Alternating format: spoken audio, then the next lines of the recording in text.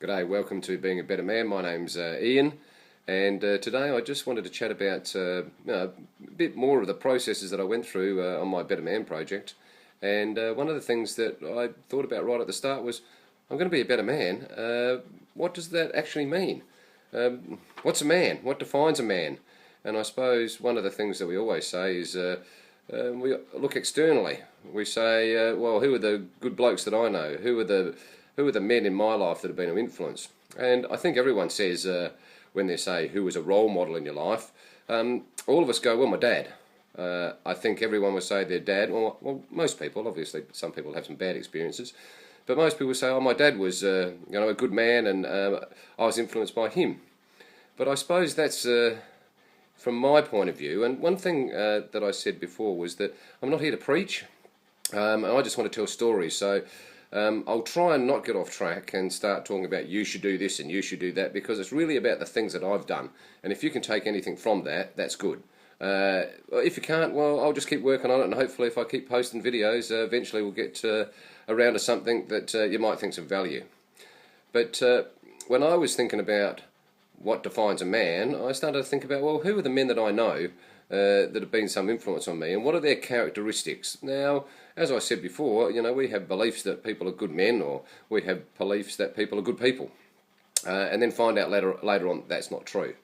I was with a mate the other week, and we were sitting in a service station, and I said to him, I reckon you can learn just about something from everybody on the planet. Right at that particular time, some hippie walked out, not wearing any shoes, smoking his durries, wearing old tatty clothes, looked like he hadn't showered for about 6 months. And my mate said to me, what about him? And I said to him, well, maybe there is something I could learn from him. I don't know what it is, but at least you've got to give the bloke a chance. At least you've got to listen to him for a while. So I think there's something we can learn from everyone, and also there's bits of what people do that we can take away and use ourselves. And I found this. One of the blokes that really influenced me was a fellow by the name of Bob Carney. Now, he's an ex-Vietnam vet, he's an ex-prison officer, he's now an advisor to the country fire service, and I'll put a link down below to a few of his websites, because a lot of the things I actually talk about, I learned from Bob. And also, Bob's still involved in a lot of real positive things. He works for Trojan's Trek, he works for Operation Flinders, and he does a lot of positive things. So Bob's been a great influence on my life, and he's got a lot of characteristics that I try to emulate. He also is someone that gives away his knowledge. Then I started to think, who are the famous people? Not the Kardashians or somebody on some silly show called Jersey Shore, where they're just living all the things that we're supposed to think are impressive, like excess, like too much alcohol, like having sex with as many people as we can. It was some of the famous people. One that came to mind was Hugh Jackman, and we all know Hugh Jackman was Wolverine, and we all knew Hugh Jackman was in the Man from Oz, which I think is really great. He's this big macho guy, but he's actually a song and dance man. But some of the things you might not know about him, he's a global poverty project ambassador. He believes in microcredit, which is giving really small loans to poor people so they can actually start up a business. And also, last time I saw him on TV, he was on the Empire State Building. He was accepting an award, and all he talked about was his wife, who's Deborah Lee Furness. Now, she was nominated for Australian of the Year. She was the New South Wales Australian of the Year in relation to her fight about changing adoption laws. There's a few other people that are my role models. Fred Hollows is one. He's the famous eye doctor. He's who worked in poverty-stricken countries to give sight to poor people. One of my favourites, mainly because of his great sayings and his great quotes, is Albert Einstein. And they're the people that have influenced me. I actually thought when I was putting this post together, well, what about some of the famous people that were Australian of the Year? So, I've got a little list here. I went back and I saw over the last 21 years, 8 of those Australians of the Year were sports people or entertainers. But all of the others, I don't think I'd really heard of. There's a guy called Michael Dodson, who's an Indigenous leader. There was Patrick McGorry, who was a psychiatrist. Simon McKeon, who's a philanthropist and businessman. Now, I'm going to make it my business to find out why they were the Australian of the Year, and was it just for being famous they were made Australian of the Year? Was it for something that they stood for? Which is good that you're Australian of the Year if it's something that you stand for. If you're standing for women's rights or gay rights, or our latest Australian of the Year, David Morrison, commitment to gender equality. But instead of just standing for something, what about the people that created something? What about the people that added to our society by being a doctor, by being a philanthropist, by being a businessman? Because I think this list, the other 12 or 13 on that list, are not sportsmen, they're not entertainers. They're the people that really added to our society and made it better. And I'm sure they have some characteristics about being men or women. And my wife did say to me, you're going in here to say what are the characteristics of being a man. Isn't it about being a person? And I suppose they're decisions that you make for yourself. So, how did I define a man? Well, what I said is one of my core values. Being a man is being loyal. But I think it's really important that you're loyal to the right people and to the right causes. It's well and good to follow blindly people because they appear to be in charge. But I think you've got to really think about the causes and the people that you're following. So, once you find those causes that are dear to your heart, and there's a few of them that I have, well then I'm loyal to them. It's really about having a conviction. It's a bit about being loyal to your values. I think another important part, another of the attributes that I have about being a man, is protecting and looking after those that you love. And that's, providing for your children. It's looking after your wider family. It's looking after your friends, all the people that you love in your life.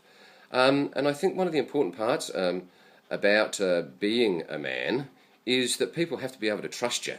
And if you can look after your family and look after your friends, that actually builds that trust. I think being a man is also standing up for those who can't stand up for themselves.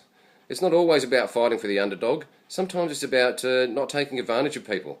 And when I said about integrity, it's about the little things like when you get the wrong change in the shop, do you say, oh look, you've given me extra $10, you've given me an extra $2? You probably would at the counter, but what about when you're home or you're in your car or you find out you've got extra groceries? They're the things that standing up for the people who can't stand up for themselves. A lot of people who work in those shops, they can't stand up for themselves. Also, it's perhaps standing up against bullies. It's standing up against not only bullies at school, but perhaps corporate bullies and workplace bullies and people who behave inappropriately just in the street. I think they're things that are important about being a man, which is standing up for those who can't stand up for themselves. I think it's also being courageous. Even when everyone else is against you and the odds are overwhelming and it's to do with one of your convictions or it's to do with loyalty, courageous is a wonderful word, but it's not about fighting. It's not about confrontation. It's certainly about bravery, but I think being courageous is more about your character. And I think to be courageous, you don't have to be in a situation that actually involves conflict. Sometimes it's just speaking out. Sometimes it's just putting your hand up in the circumstances and making a vote the right way. It's also standing next to someone else who is being courageous as well. That's real bravery. Now, you don't always have to agree with those people, but certainly you need to stand next to people who are your friends and your family if they're being courageous. And I think that's part about loyalty. I think another part about being a man is giving people a fair go.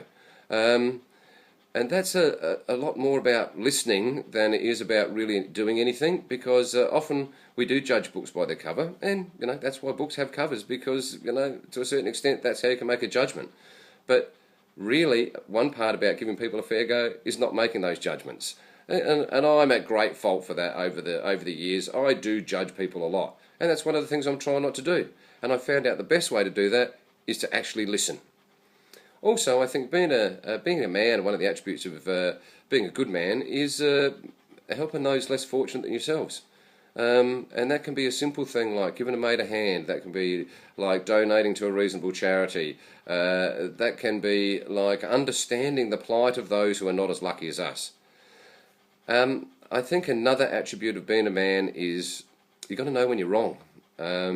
And often the hardest part about knowing that you're wrong is you've got to get your ego out of the way, you've got to get your pride out of the way, and you really actually have to accept the fact that you were wrong. And then I think what another important part about being a man is that when you realise you are wrong, you make some amends. whether it's saying sorry, whether it's mainly trying not to repeat that mistake. I think when we have done wrongs in our lives, we do have to make amends for them. And I'm not talking about living in a wallowing pit of regret. What I'm talking about is taking positive steps to right those wrongs. So, in a nutshell, I think that's what it's about. That's what it's the attributes that I believe are involved in being a man. And I suppose they're all about being a good person. But seeing, my channel's called Being a Better Man, these are the things that I want to be better at. I want to be loyal. I want to protect those that I love. I want to stand up for those who can't stand up for themselves. I want to be courageous. And being courageous is a lot like living our values as well. Do I really live my values of service? Do I really live my values of integrity? Am I really loyal? And am I really living my value of gathering as much knowledge as I can and using it to make the world a better place?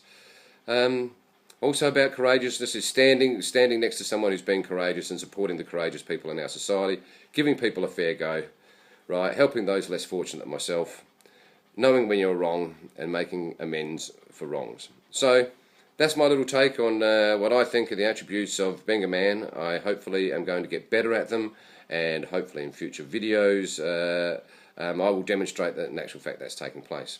So if you'd like to read a little bit more about that, it's only a very brief blog article. I'll put a link down below. Thanks very much for watching, and again, I've gone on to 11 minutes and I was hoping to get this to 5. So thanks for watching, and I hope you enjoy the video. Bye.